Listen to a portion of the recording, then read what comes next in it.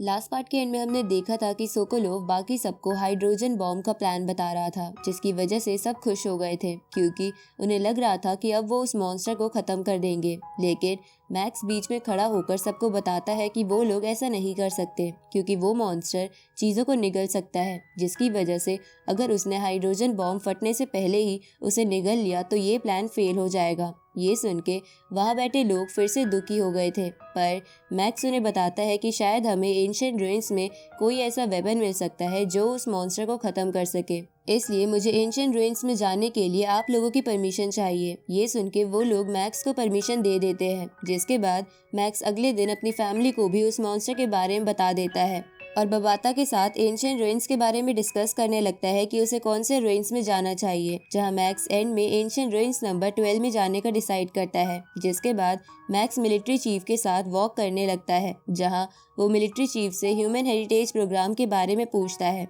अब आगे तो इस पार्ट की शुरुआत में मिलिट्री चीफ मैक्स को बताता है कि ह्यूमन हेरिटेज प्रोग्राम के अंदर सभी बड़ी कंट्रीज ह्यूमन रेस को कंटिन्यू रखने के लिए मार्शल लॉ लगाकर फूड सप्लाई जमा करती है और कुछ स्पेसिफिक लोगों को अंडरग्राउंड शेल्टर्स में भेज देती है। साथ ही सभी कंट्रीज मिलकर एक स्पेस स्टेशन भी बना रहे हैं ताकि इमरजेंसी में ह्यूमन स्पेस में रह सके। ये सुन के मैक्स बोलता है कि मैं ह्यूमंस की ये हालत नहीं होने दूंगा। इस पे मिलिट्री चीफ बोलता है कि ये सब पहली बार नहीं हो रहा है, इससे पहले भी ह्यूमन हेरिटेज प्रोग्राम को लॉन्च करा गया था। ये सुन के मैक्स पूछता है कि क्या वो आरआर वायरस के दौरान किया गया था। ये सुनकर मिलिट्री चीफ कहता है कि तुम असल में एक लाइफ और डेथ की सिचुएशन में पैदा नहीं हुए थे, जिसकी वजह से तुम मेरी जनरेशन की फीलिंग नहीं समझ सकते। अब मिलिट्री चीफ मैक्स को बताता है कि जब आरआर वायरस फैला था तब मैं बच्चा था, जिसकी वजह से वो वायरस मेरे लिए एक नाइटमेयर की तरह था क्योंकि मेरी मॉम उस वायरस से इन्फेक्टेड हो गई थी और उन्हें ठीक करना नामुमकिन था,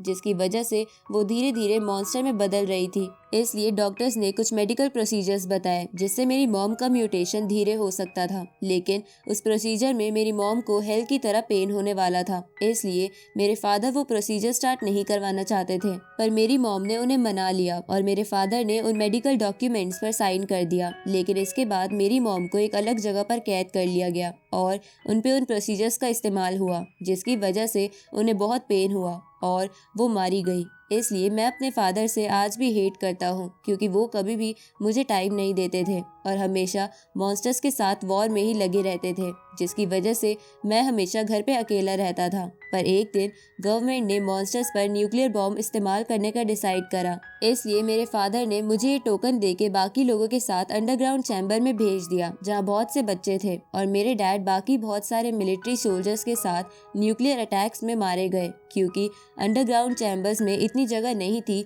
कि वहाँ सबको भेजा जा सके। और जब मैं उन चैम्बर्स में गया तो मैंने देखा वहाँ बहुत सारे बच्चे थे जो अपने पेरेंट्स से बिछड़ने की वजह से बहुत ज्यादा दुखी थे। इसलिए मैंने अपना गम भुलाकर उनको सहारा दिया और जब पृथ्वी पे थोड़े बहुत हालात नॉर्मल होने लगे तो मैंने मिलिट्री ज्वाइन करने का फैसला किया क्योंकि मैं अपने डैड की तरह ह्यूमंस को बचाना चाहता था। इसके बाद मिलिट्री चीफ मैक्स से कहता है कि मेरे मिलिट्री में शामिल होने के बाद ह्यूमंस ने बाहर के वर्ल्ड में बहुत से बेसेस और सर्वाइवल सिटीज बनाई और अब उस वक्त को 30 साल गुजर चुके हैं, लेकिन अब भी हर साल मॉन्स्टर ह्यूमन पर हमला करते रहते हैं और वो हर बार और भी स्ट्रांग होते जा रहे हैं। इसलिए मेरी एक ही विश है कि मेरी फ्यूचर जनरेशन को एक अच्छा फ्यूचर मिले। अब मिलिट्री चीफ मैक्स को ये कहते हुए अंडरग्राउंड शेल्टर का एक टोकन पकड़ा देते हैं कि मुझे तुमसे बहुत उम्मीदें हैं। इसके बाद मिलिट्री चीफ मैक्स को बाय बोलकर वहां से जाने लगते हैं, जिसे देखकर मैक्स उनसे कहता है कि अपना ध्यान रखना। तो मिलिट्री चीफ मैक्स से बोलते हैं कि हेंजिया मिलिट्री हमारी कंट्री की फर्स्ट लाइन ऑफ डिफेंस है, इसलिए मैं उन मॉन्स्टर्स को रोकने की पूरी कोशिश करूंगा। अब मिलिट्री चीफ मैक्स को अलविदा कहकर वहां से चले जाते हैं। आगे मैक्स भी ईवा और अपनी फैमिली मेंबर्स को बाय बोलकर अपने इंटेलिजेंट फाइटर जेट नंबर 1 में बैठकर एंशिएंट रुइंस नंबर 12 के लिए निकल जाता है। जहां जाते हुए मैक्स सोचता है कि इस डिजास्टर से सभी लोग लड़ रहे हैं, बस फर्क इतना है कि कुछ लोग फिजिकली लड़ रहे हैं और कुछ इमोशनली। अब मैक्स को एंशिएंट रुइंस की तरफ और आगे जाने पर मास्टर हॉन्ग का कॉल आता है, जो मैक्स से कहते हैं कि हमें गोल्डन हॉर्न बेहेमोथ के बारे में कुछ पता चला है, जिसपे मैक्स उनसे पूछता है कि क्या कोई ऐसा तरीका मिल गया है जिससे हम उसे हरा सकते हैं। ये सुन के मास्टर हॉन्ग मैक्स से कहते हैं कि हमें पता चला है कि गोल्डन हॉर्न बेहेमोथ कुछ डिस्टेंस तक की चीजों को निगल सकता है। इस पे मैक्स मास्टर हॉन्ग से कहता है कि कहीं आप फिर से न्यूक्लियर बॉम्ब का इस्तेमाल करने का तो नहीं सोच रहे, क्योंकि वो उस पर काम नहीं करेगा। ये सुन के मास्टर होंग कहते हैं कि हाँ, मुझे पता है कि दूर से न्यूक्लियर बॉम्ब उसका कुछ नहीं बिगाड़ पाएगा, इसलिए हमने एक प्लान बनाया है कि हम कई सारे न्यूक्लियर इक्विप फाइटर जेट्स को उसके पास ले जाके फोड़कर उसे डिस्ट्रैक्ट करेंगे और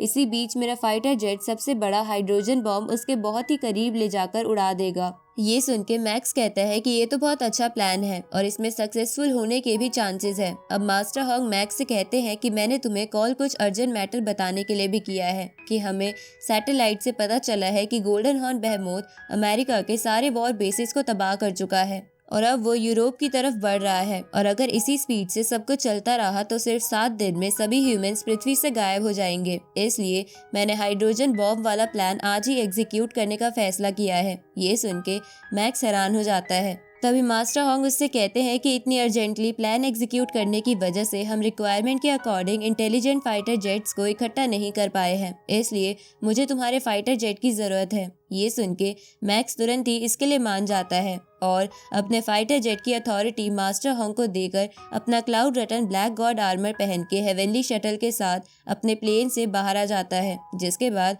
वो अपने फाइटर जेट के एआई डिवाइस से कहता है कि तुम अपना फाइनल मिशन अच्छे से पूरा करना। ये सुन के नंबर 1 कहता है कि मुझे अर्थ को प्रोटेक्ट करने का मौका मिल रहा है, इसलिए मैं बहुत खुश हूँ। अब नंबर 1 वहाँ से चला जाता है जहाँ मैक्स जाते हुए उसे सैल्यूट करता है और अपनी हेवनली शटल पर बैठकर एंशिएंट रुइंस के लिए निकल जाता है। जहाँ जाते हुए बबाता मैक्स से कहती है कि एंशिएंट रुइंस नंबर 12 5100 मीटर गहरे समुद्र के नीचे है, इसलिए तुम्हें उस समुद्र के बॉटम पर पहुंच के उस रेंज तक पहुंचने के लिए 3300 मीटर तक ड्रिल करना होगा। आगे मैक्स उस समुद्र में पहुंच जाता है और उसके बॉटम पर जाने लगता है जहां उसे बहुत सारी मॉन्स्टर फिश घेर लेती है और उस पर अटैक करती है, लेकिन मैक्स उन सभी को हेवनली शटल की मदद से एक एक करके मार देता है और बॉटम पर जाने लगता है जहां जाते हुए उसको बहुत ज्यादा प्रेशर फील हो रहा था, जिसकी वजह से मैक्स सोचता है कि ये प्रेशर एक स्टार ट्रेवल लेवल वॉरियर के लिए भी झेलना बहुत मुश्किल है। वो तो मैंने क्लाउड रटन से मॉडिफाइड हुआ व ब्लैक गॉड आर्मर पहन रखा है, इसलिए मैं इस प्रेशर को झेल पा रहा हूँ। आगे मैक्स बॉटम पर पहुंच के ड्रिल करने लगता है, जहाँ ड्रिल करते हुए वो बबाता से पूछता है कि ये एंशिएंट रुइन समुद्र के बॉटम के भी नीचे है, तो बाकी कंट्रीज को इसके बारे में कैसे पता चला। इस पे बबाता मैक्स से कहती है कि तुम तो जानते हो कि अर्थ के डिवाइसेस से ऐसा करना मुश्किल है, लेकिन कुछ समय पहले इंसानों को कुछ और एंशिएंट रुइंस से एलियन टेक्नोलॉजी से बने डिटेक्शन डिवाइस मिले थे और उन्हीं की मदद से इंसानों ने ये रुइंस ढूंढा है। अब मैक्स उस रुइंस के पास पहुंच जाता है जो एक बहुत बड़ी स्पेसशिप थी और उसके आसपास उसका मलबा पड़ा हुआ था, तो मैक्स उस मलबे को स्कैन करने लगता है, जहाँ ऐसा करते हुए वो अपनी स्पिरिचुअल पावर की स्कैनिंग एबिलिटी का भी इस्तेमाल करता है, जो 500 मीटर के एरिया को स्कैन कर सकती थी। लेकिन 500 मीटर उस स्पेसशिप के लिए कुछ भी नहीं था, क्योंकि वो स्पेसशिप जिजियान हॉल के हेडक्वार्टर से भी बहुत बड़ी थी और मैक्स उसके सामने बस एक चींटी जैसा लग रहा था। तभी बबाता मैक्स से कहती है कि हमें शायद स्पेसशिप के मलबे में कोई ताकतवर वेपन मिल जाए, क्योंकि ये स्पेसशिप बहुत हाई टेक्नोलॉजी से बनी है। उसी वक्त मैक्स को अपने रिस्ट डिवाइस पर नोटिफिकेशन आती है कि हाइड्रोजन प्लान शुरू कर दिया गया है। इस तरफ हम सभी वॉरियर्स और लीडर्स को देखते हैं जो उन सभी प्लेन्स को स्क्रीन्स पर मॉन्स्टर की तरफ जाता देख रहे थे, जिसमें 13 ब्रिटिश फाइटर जेट थे, 4 किंग लेवल फाइटर जेट और एक मास्टर होंग का फाइटर जेट था, जो सभी न्यूक्लियर और हाइड्रोजन बॉम्ब से इक्विप्ड थे। अब उनमें से एक प्लेन जिसके अंदर 20,000 टन का न्यूक्लियर बॉम्ब था, वो सबसे पहले उस मॉन्स्टर के पास जाने लगता है, लेकिन वो मॉन्स्टर उसे देख लेता है और उस पर अटैक करने लगता है। लेकिन उससे पहले ही मास्टर होंग अपनी वॉइस कमांड से उस बॉम्ब को फोड़ देते हैं, जिसकी वजह से सबको उम्मीदें थी कि वो मॉन्स्टर मारा जाएगा। और इसी के साथ ये पार्ट यहीं खत्म होता है।